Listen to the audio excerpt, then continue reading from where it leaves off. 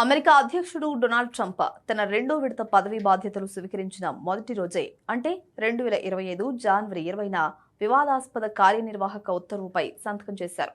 దీని ప్రకారం అమెరికాలో చట్ట విరుద్ధంగా తాత్కాలిక వీసాలపై ఉన్న విదేశీయులకు పుట్టే పిల్లలకు లభించే సహజ సిద్ధమైన పౌరసత్వాన్ని రద్దు చేయాలని ఆదేశించారు. అయితే ఈ ఉత్తర్వులను సవాల్ చేస్తూ దాఖలైన పిటిషన్లపై యుఎస్ సుప్రీంకోర్టు 6-3 మెజారిటీతో కీలక తీర్పునిచ్చింది. ట్రంప్ నిర్ణయం అమెరికా రాజ్యాంగంలోని 14వ సవరణకు పూర్తి విరుద్ధమని కోర్టు కొట్టేసింది. అమెరికా గడ్డపై జన్మించిన ప్రతి బిడ్డకు పుట్టుకతోనే పౌరసత్వం లభిస్తుందనే 150 ఏళ్ల నాటి రాజ్యాంగ సూత్రాన్ని సుప్రీంకోర్టు పునరుద్ఘాటించింది.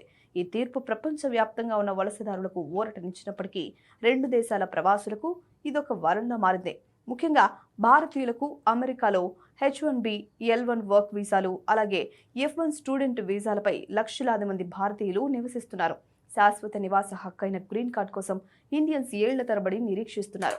దశాబ్దాల నాటి బ్యాక్లాగ్స్ పేరుకుపోయాయి. ట్రంప్ ఉత్తర్వులు అమలైతే ఈ వీసాదారుల పిల్లలు అమెరికాలోనే పుట్టిన విదేశీయులుగానే మిగిలిపోయేవారు. సుప్రీం తీర్పుతో భారతీయ ఐటీ నిపుణుల కుటుంబాలకు పెద్ద ఊరట లభించిందనే చెప్పాలి. అక్రమ తాత్కాలిక వీసాదారులు కలిపి ప్రతి ఏటా సుమారు 15,000 నుండి 18,000 మంది భారతీయ ప్రవాసులకు అమెరికా గడ్డపై పిల్లలు జన్మిస్తున్నారు. చైనా విషయంలో ఈ సంఖ్య 16,000 నుండి 20,000గా ఉంది. View research centre and migration policy institute report ప్రకారం అమెరికాలో మెక్సికో, ఎల్ సాల్వడార్ తర్వాత అత్యధికంగా అక్రమ వలసదారులు ఉన్న మూడో దేశం ఇండియా.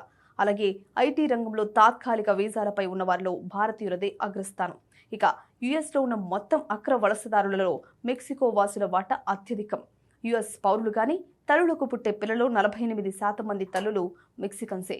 కాబట్టి తాజా తీర్పు ద్వారా వారు తమ పిల్లల భవిష్యత్తుపై ధీమా సాధించారు. ఇక అమెరికా గడ్డపై ప్రతి ఏటా దాదాపు 3,20,000 మంది విదేశీ తల్లుల పిల్లలకు జన్మనిస్తున్నారు. అమెరికాలో ప్రతి ఏటా పుట్టే మొత్తం పిల్లల్లో ఈ సంఖ్య 9%. అక్రమ వలసదారులు లేదా తాత్కాలిక వీసాలు కలిగిన విదేశీ తల్లులకే వీరు జన్మనిస్తున్నారు. ఒకవేళ ట్రంప్ ఉత్తర్వులు అమల్లోకి వచ్చుంటే ఏటా దాదాపు 2,60,000 మంది శిశువులకు అమెరికా పౌరసత్వం దక్కేది కాదు. 2,45,000 మంది శిశువులు చట్టబద్ధమైన పత్రాలు లేని వలస తల్లిదండ్రులకు జన్మిస్తున్నారు. 15,000 మంది శిశువులు H-1B, F-1 లాంటి తాత్కాలిక చట్టబద్ధ వీసాలపై ఉన్న అంతర్జాతీయ నిపుణులు విద్యార్థులకు జన్మనిస్తున్నారు.